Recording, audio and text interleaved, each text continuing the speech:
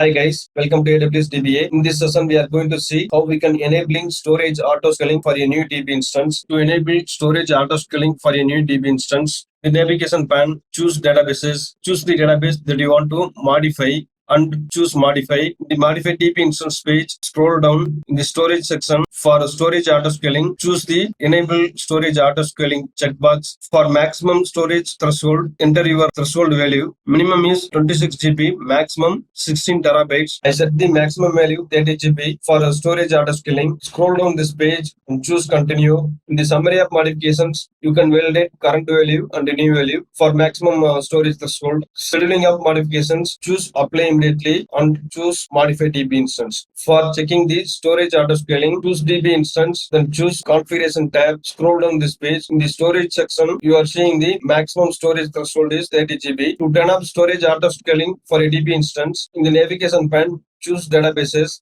Choose database that you want to modify and choose modify. In the modify DB instance page, scroll down in the storage section, clear the enable storage autoscaling checkbox in the storage autoscaling section. Scroll down this page, choose continue. In the summary of modification, you can validate current value and new value. Scheduling of modification, choose apply immediately and choose modify DB instance. For confirming storage autoscaling disabled, choose databases, choose configure tab. Scroll down this page. In the storage section, you can validate storage autoscaling disabled. For modifying SSD storage settings for provisioned IOPS, you can refer next video in my YouTube channel. Thanks for watching this video. Please subscribe and refer to your friends.